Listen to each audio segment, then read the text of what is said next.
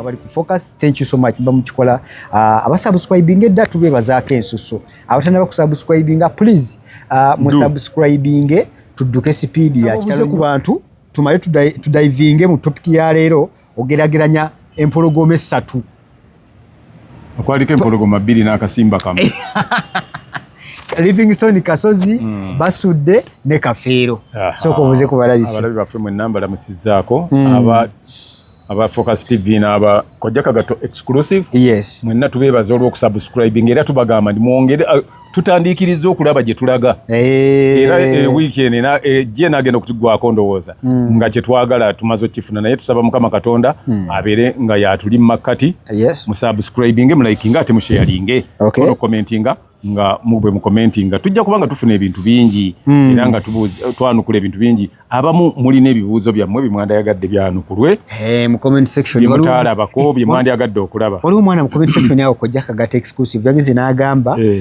Kojja lwaki temutegekayo wakiri ne tuba twetagisa kwesonda tukola amalalo ga Kafeero nga giringa kyabulambuza abantu bajjukire ng'omugenzi naye nga si wantuntu we bamusanga era wo si wantuntu malalo ga Kafeero gaali gakolebwa bulungi era gazimbibwa ennyumba mwe gali kujjako tugamba mpa okujja okwongerako naye toyinza obadde toyinza kukola kintu ekyo nga ebintu enkayana zonna zikyaliwo ekyokubiri wateeka okuba nga tumaze okumanya muntu ki omutuufu abeera wa waka gwe tuyinza okukolagana naye okubaako bye tukola byonna okusinga bino nti tukoze ekivulu tugenda kukola kino ate sente ne zitalabika oba ki naye twagala tube nga tumaze okumanya ekintu ekituufu nti ono yaliwo kati awaka wali wabaawo ekyetaagisa okukola bwe tukolagana naye ne tukikola so oyaddiddwamu yabadde ayagera ekyo naye ate wayinza obaawo enteekateeka endala okyayinza okuyambako ku bintu by'omugenzi naddala nga abayagala okumuyambako nga bwe tugambye nti kijja kuddamu ki bateeketeeke bulungi kuba bino kamunguluzi ajja kuba akoze eki aweddewo Kojja episode yaffe tuli ku ya 11 if I'm not mistaken nga tuwumbawumba oba nga tutwala history ebyafaayo by'omugenzi Prince Paul Job Kafeero the golden boy of Africa. Yayina mikwano gye ab'enjawulo era nga njagadde nze nganza omuntu nokoleyo abantu 3 oba 2 abeeyunga ku ye okuli Livingstone Kasozi okuli ne Hamani Basudde Commando wamuta jeno oyo muveyo the prophet Kojja abantu bana 3 twagala tusooke otubuulireko ku byafaayo byabwe then tubagerageranye tujjeko 2 bwe tutambula nabo mu maaso abantu abo 3 Kafeero yetu mumanyi kati Kafeero mumanyi tujja kuzaako omuyimbi gwe bayita Livingstone Kasozi twakwatagana naye nange yansanga busanzi nga zze nga atunda oluyimba baluyita essaawa y'omunaana nansanga ewa Kasajja andisaniza awali Yamaha Center yajja ne bakkiriziganya ne Kasajja nga ffe tetwamanya nga sirina kye mmanyi siyinza gamba nti oba ki ne kiggwa oluyimba ne zisasulwa ennyimba ezo bwe ndibanga oluyimba lwebayita essaawa y'omunaana ebaako okukola ki okulumwa ebaako emiranga ebaako ki essaawa y'omunaana ebaako kayisanyo essaawa y'omunaana ebaako kayisanyo bona bagize ojja kubanga oluyimba olwo gye luli kimanyi nja zifuna ennyimba ezo ate n'ekirala kyokola buli woyogera tayito kirungi Kojja kati gweyogera tayito zennyini anti nze njogera tayito y'oluyimba soogera bigambo birulimu era agenda ku mutimbagano ojja kunoonya oluyimba baluyita essaawa y'omunaana lwakubibwa Livingstone Kasozi mu 1983 84 Livingstone Kasozi ono Kojja mu bayimbi bano ani yasooka mu bana 3 Livingstone ye yasooka okuyimba simanyi kuba yasooka okuyimba naye yasooka okujja okukola professional gundi okuyimba nga oli professional nga bakusasula yali Livingstone Kasozi kuba bwe yajja bwe wayitawo emyezi gyali 3 ne tufuna Erifereti Kimera muganda wa Misu Sera Segamwenge ne Mukaabya ne bajja Mukaabya Godfrey Bunjo muganda wa Mukaabya ne kujjirako muganda wa ne kujja Kamiri Sengendo ne kujja ne mukyala we Robina Nakisozi ne kweyunga Margaret Nampa ne Peter Balijidde nabo ne bajja. Okay. Okwo twateka Godfrey Muwaya. Ne tusaako Dani, waliwo Dani Walakira. Ne tusaako mama muzivuka mulala yafa yali weliwe Masaka we Rukunyu. Mwerabidde. N'abavuka abalala ne tukola ekibiina kye bayita Picking Guitarists. Picking Guitarists. Ne tukikola ne kitandika okukola. Okay. Ne tufuna okwo kwe twayunga n'omuvubuka bamuyitanga anti kati basajja bakulu bwe ngamba bamuyitanga Bruhani Mawula. Nabo ne tubagattako. Bruhani Mawula yaleeta Nalukwata bamuyitanga Regina Nalukwata. Ne tugenda nga tubagattagatta bwe tutyo. Ne tufukola kye bayita Picking Guitarists. Ne tukube nyimba ne zitambula kati ekiseera kituuka. Gundi alabanga agize asalawo genda kuba ne gundi yali abeeraawo omwami Moses Katende nga abeeraawo asibira ku dduuka ewaffe ne bakwatagana Moses Katende ne bakwatagana n'omwami Livingstone Kasozi ne bagenda ne bakola ekibiina kibayitanga Lukwata Gita Singers. Okay. Bakola ekibiina Lukwata Gita Singers. Awo waba wayiseewo akabanga katono gundi najja wayitawo ebbanga eriwerako nga bakola ekibiina ne kiba kyamaanyi ekyo nga kyekivuganya Super Singers kuba Super Singers kyekibiina ekyali kisinga okuba ekyamaanyi mu Uganda. Super Singers nga mulimu baani? Super Singers yalingamu yalimu Fred Sebatta, yalimu Prosi Sebatta, mwalimu gundi Nabatta mwanyina wa Sebatta, mwalimu Matia Luyima, mwalimu omwami bamuyitanga Guludene yakubanga ngoma, mwalimu David Kizito, mwalimu omwami bamuyitanga Mukasa Zedde, mwalimu omuvubuka bamuyitanga mama ani abavubuka abo bavubuka abamu mbeera bidde kati emyaka mingi emyaka giri mwana mwataano in fact kati. Naye nga abo bomba ajjukira bulungi nnyo nga gundi Nakakaawa kaana kato. Yes. Oyo gwolaba mukyala Luyima nga kaana kato. Nga kaana kakyali kato. Nga bwali obwana busatu. Mwalimu ne Kaddulubaale ne Zeewuliya. Bonna baalimu Bakaddulubaale nga bali omwo nabo bakyala Luyima. Ne tukola show ne zigenda mu maaso nga yamaanyi nnyo nga ate waliwo Entebbe Gita Singers. Entebbe Gita Singers ng'erimu baliwo. Entebbe Gita Singers yo ng'erimu yalimu Dani Mugula Saalongo, mwalimu Sulaiman Mayanja, mwalimu Matia Kakumirizi, mwalimu Rose Kakumirizi, mwalimu Namuddu, mwalimu Catherine Namatovu, mwalimu Haji Kateregga, mwalimu Semakula, yoyo mwanyina wa Nakisozi oyayimba oluyimba mu nsiko.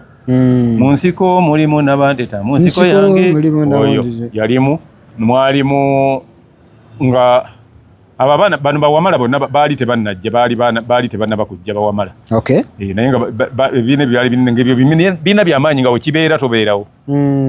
Kyekibiina kye baayitanga Entebbe Gita Singers kuba ebyo ebibiina okutandikawo Entebbe Gita Singers ne Kadongo kamu Super Singers okutandika kyava okubeera nti ate ekibiina ekinene ekyaliwo kyasasika. Ekibiina ekyo ekinene ekyasasika bakiyitanga Kadongo kamu and Culture Company. Okay. Kyekyalimu abo bonna Bamatiya Kyakamala, Gundi Kiwana, Stephen Kiwana, taata wa Gundi, taata wa Kinene.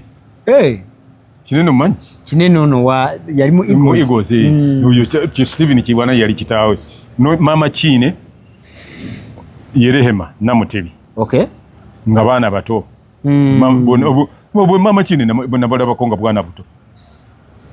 Nga bukyali bwana buto. Ne Sebatta nga mwana muto, muvubuka mulenzi muto. Ba Fred Sebaale nga bato. Fred Sebaale yali tannajja. Ate eyo Gundi ba Fred Sebaale bazze wano jjo mu 94 nga Gundi atandise Matendo Promoted Singers. Atandise Matendo Demonstration School. Ngeri gyoyitamu abantu abo n'engamba. Nenda bo we babeera ugo tobala tebakuula buulire kituufu. Inze ngamba mukadde gwe anti kati gwe kubanga gwate bo bakusinga obukulu. Nze benjogerako bajjanga nze ndi musajja mukulu nga bo baana. Kojja lwa kantu kwayogedde kulwokusatu tondeka nja kuleka kuba bwe nawe likati ate nze siri muntu mukopi kutuuka kwekyo bwe baba bampise oli yangamye ndi nkwetaaga ate nange ngene nga nyimba gatana nabo ngene nensusu bwe nkola nze kojja ngenda nimala kumanya bampise nsobola nti nembuuza nti nsobola okuba n'omuntu bwati ne bwati omulala ne banzikiriza tomalaga saagala kufuula muntu kyetwala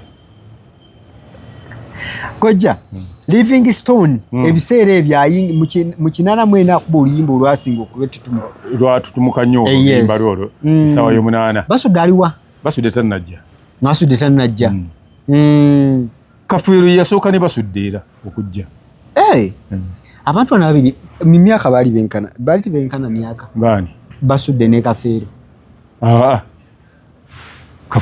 Kafeero lwakuba yasooka basudde okujja naye ate Kafeero yali muto ku basudde basudde yali mukulu okay so ate ne gundi yali muto ekikusesa aliwa Kasozi yali mwana muto newankubadde yabasooka bano okuyimba ate yali muto kati bebe ali mu myaka gye gimu ne yani Kasozi yagenda okufa nga ali 28 around there yali oba 28 basudde yafiira ku meka basudde yafa ndooza alina 38 oba 39 kati gundi Kafeero n'afiira kwa 37 bonna abayimbi baffe abalungi bonna bafiira mu myaka egyo wakati ate waliwo yafiira no kwa 26 alwena ye yali agiwezezza Umaru Katumba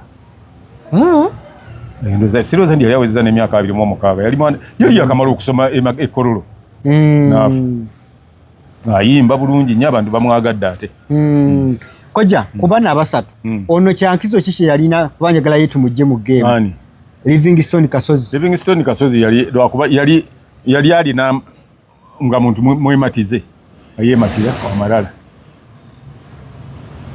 amanyirwa yejakamu kusaawa zino omwana alaba owa 12 tuyinza muwa omuyimbi kyamalala g'omukulu oyo nga Kyagulanyi Silver yes Silver Kyagulanyi bangamba alina akantu keyakolanga mu motoka ye tasandabirwamu motoka siye terimu esi yokka ate endabirwamu tazisiza motoka yani Mulasi yali agamba yani eya Silver y'emyaka egyo nebonayogere y'emyaka ki Silver Kyagulanyi okuta emotoka gye yagula yali Prado nga terimu esi yali nkaddemu yalimu esi abantu abamu bajubisa olaba naye Mulasi Kisaafi kye yavuganga nga kirimu esi nate yali alina Prado yagamba omusajja tusanga nga tufa akatuuyo yamugamba mutambulizaawo bali oyinaloza sho gye balaga mukwana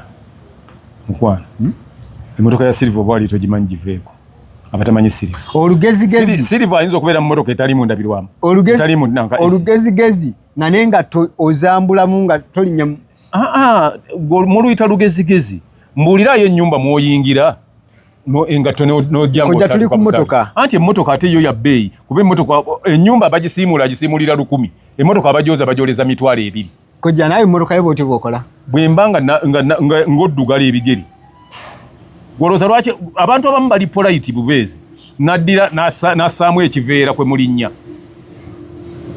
naye mukulu yakisusangamu bw'aba akisussanga nga otambulira mu yiyo eyiye nga togiyingiramu eyeetaaga obuyonjo omanye abantu abakyafu balowooza nti omuyonjo wa lugezigezi gwe bw'owulira nti oyagala bikyafu takisi weeziri mw'onaasanga ebikongoliro mw'onaasanga ebiku mw'onaasanga biki kojja tuddeyo wali mwagala nnyo abantu ababembereza nga buli kyoyogera Livingstone Kasozi ng'ogyeko ekyamalala music wise ne bana abasatu yali atya ye ng'ayiiya ku levo ye manyi bwe muba munaayogera ebintu mulina okumanya levo gye mugeraageranya bw'oba ogeraageranya nti Alani Okello ne Pere tolaba nti Alani Okello ali ku levo yiye ne Pere ku yiye kakati kitwale nti basudde ye Pere ate Kafeero Maradona oli Alani Okello kati ono Alani Okello yayimba oba yayimba ye naye tatuuka kuba mukwano bali baleke kale kiki ekiyinza omujjukirwako ennyo Kasozi okubeera nti yemu ku bayimbi abavaayo ne bagamba ni munnange nno siriimu kyankola n'ayogera amazima era ne tutandika okubeerawo nga tukimanyi ffenna n'ennyimba ne ziyimbibwa na buli kimu nga buli omu asaasira Kasozi era n'akuba oluyimba bwe ndiba nga nfudde nga mazo kyasanguza n'ayita abaana be Diana ne Sematimba n'abalaamira yafunamuko ku musika ow'endongo mu baana be musika sikitegedde kyoyagala yafunamuko ku baana nga muyimbi nga guyinza okugamba saa zino bagezaako ne bagezaako naye ekyenjagala omanye nti taata wo bw'aba yali pulezidenti toyinza gamba nange kangezeeko mbere pulezidenti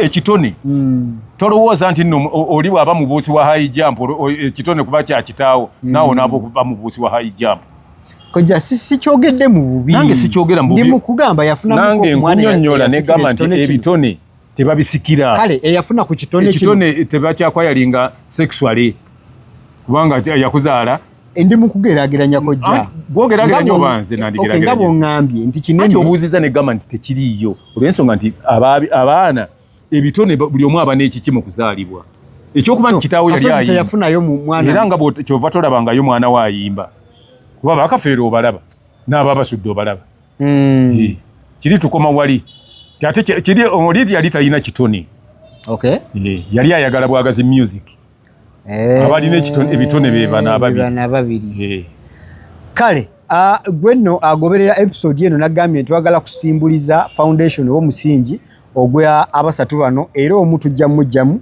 tusimbule oba tugende mu maaso n'ababiri okuli Basudde ne Omugenzi Kafeero enkolagana yaabwe tujja bageraganya okusinziira ku kojja bye nnaaba mubuuzizza ojja sigala ku mikutu gino ng'ogoberera tujja kufuna ebirala bingi kojja tuweeko ne ku isole wa Basudde oba wa Livingstone Kasozi tumutegedde kati nkati gundi yajja Basudde yajja mwaka kyogo oza kinono mu musanvu biseera si biseera bya Kafeero naye nga Kafeero ye already waali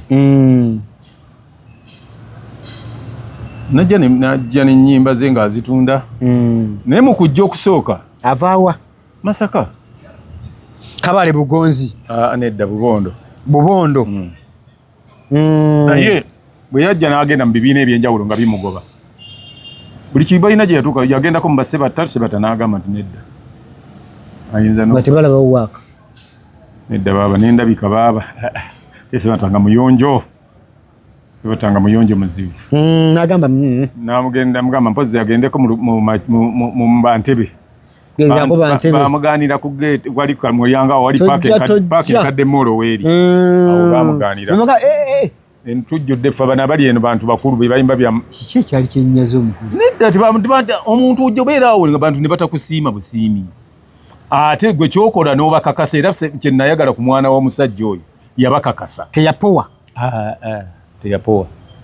kati n'akomawo ku dduuka wane ewaffe ku gundi ku Yamaha ku Kasajja and Sons gundi n'amulaba gundi yamulabira aliwa sajja bamuyita Kasule HK ebiseera studio HK bwamulaba n'amugamba oyina ennyimba biki ayogedde bakkiriziganyizza naye nga bawulidde sente ezagula ennyimba za Basudde ezo bw'otiira ensi ajja na nnyimba kyolwoza atembeeya ajja n'ennyimba ng'alina mukyala Mugerwa mukyala Mugerwa wali w'amaanyi olwo alina Linda Ziwere alina Mire Nannyondo alina ebikookolo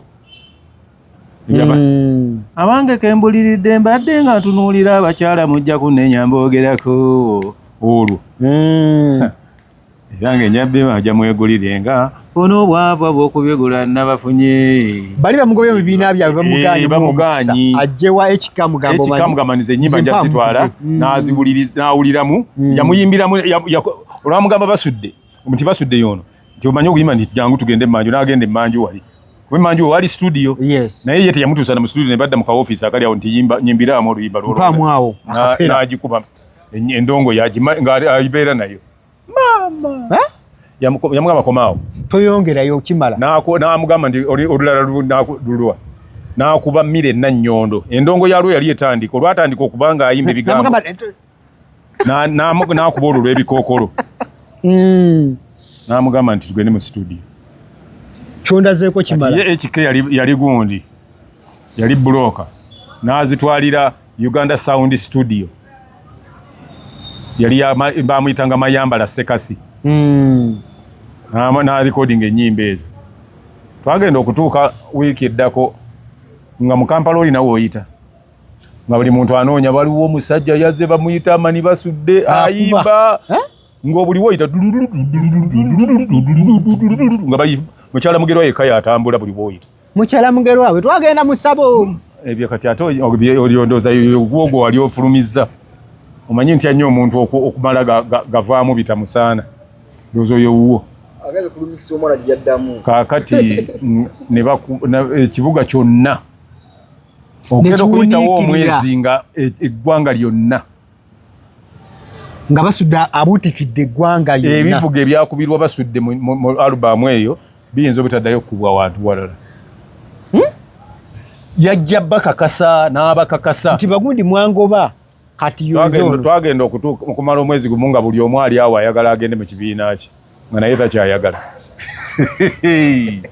Nga takyayagala olwo naye ng'ayita kuli nga yanga akamirwa bina si yali yeemima. Ne batambula nga bavimba ne gundi ne Kasozi. Kasozi yali avimbira obwera ate Kasozi nga tadeeto akomalala manyi nga talwana alina kyanoonya. Oyo nga n'abasirikale bamuyimiriza n'abakuba. Ye Palaso ku mulembe gwaffe guno. Anti Palaso oba King Saha. King Saha talwana. Palaso w'ebikonde. Palaso ye atalwana. Akuyisaamu mpi. Bw'oba omumanyira omuntu bw'omumuyiga mu mute. Katolaba nze nsaasira abakyokoza Saha. Naye lwabali balaga kye bayita Saha kyeki. Buli muntu agendanga kwekweka ng'ayitawo. Nze mutya. Hamani akwataganako ne Kasozi. Bafuuka ekizibu. Bafuuka ekizibu bakutalaganya Kasozi Basudde. Ne gundi ne Katende. Bakoze Lukwata. Era practice batandika gikolera Lukwata. Bagikolera wali ku YMCA. Bakola gundi yaabwe neeterera bulungi nnyo perfectly. Ne bagenda okukola share sooka ensi negwa amatu. Nga bakola ekintu kirungi. Nga bakola ekintu classic kuba gundi yali akoze mu Diddi. Nga mumanyi bulungi Kasozi gundi Moses Katende. Ne bakola shows nga nnungi nnyo. Nga nnungi. Awo okugenda okuddako Basudde n'akuba teepu endala ate yawuniikiza kuba yamala omwaka gumu nga tazzeemu kuba teepu ndala. Nga eyo bayita okukama naye ng'era ekyatunda kubanga era yasituuka kufanga eyo teepu ekyatunda nga bw'oba oleese teepu ez'okutunda nga y'emu kuzitambula. N'addamu n'akola alubamu endala bagiyita okuzaala kwa leero. Eyo yakubiri olwo. Eyo yo teyatambula nnyo. Kunaalyoka azzaako ekiwuka ekyagwa mu ntamu. N'ebamba. Yanyumya sitole nga buli muntu n'atuula n'agira bw'ati ku kiwuka ekyagwa. Nafunye ekirooto ewaffe mu kiro. Nenja ntya nnyo ebitalojjeka. Naloose ng'ewaffe mu ntamu mulimu ekiwuka nkula ya munya. Olwo buli muntu n'agamba nti omusajja yiyize n'ayiye ennyimba. Awo teyeegase ku bibiina binaayina akoze ki? Sinnakyogera naye obwedda tunyumira naawe. Kyennyonnyonnyodde kirala ate oyogera birala. Bali mu kibiina kyabwe ekyo. Ekyalukwata. Kati awo oluvannyuma ne baayawukana nga wayiseewo emyaka 2. Atukabugamu. Enkwatagana yalema. Olwo Moses Katende afudde. Olwo Moses Katende yabeerera mu bakubira ekigundi gye baayita Mpanga naye yafulumya alubamu eyo Mpanga. Ne balyoka bafuuka ekizibu eyo. Mpanga nakati olimba ndaba abaana balumanyimenga ku ssomero olwo. Kaakati ndowooza ze zimu ku nnyimba za Kasozi ez'amaanyi. Si lwa Kasozi. Lwani olwo? Lwali lwa gundi lwali lwa abamu balowooza ndi lwa Kasozi naye Mpanga lwali lwa Moses Katende.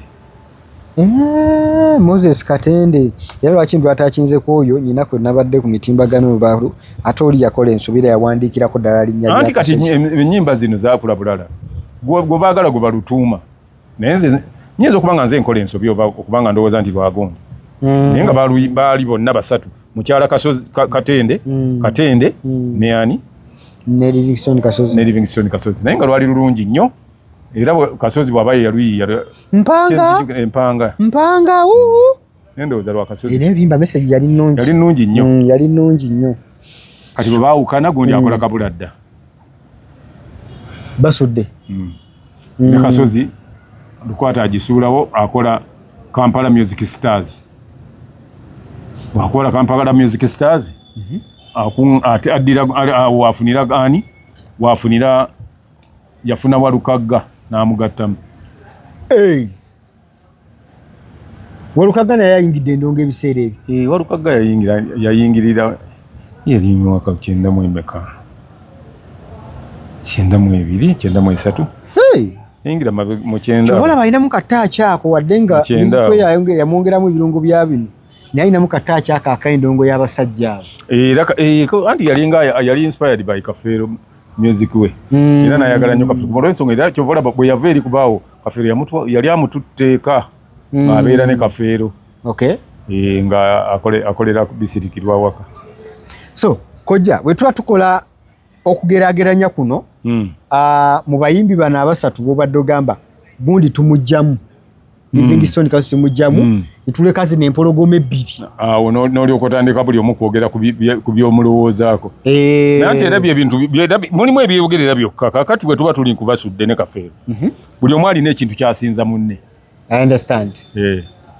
Kuba gundi Basudde bwe nabyogera abatamanyi abamu abatamanyi byenjogera oba abatabitegeerera we mbitegeerera bajja kulowooza nti njerega balina okulowooza weekuubiira naye Kafeero yali muyimbi tufunagana njagala muleme kunkwata bubi kuba abantu abagala Basudde bangi nange ndi omu ku bakola ki abagala Basudde naye ate music mumanyi kakati Kafeero yali muyimbi ate Basudde yali storyteller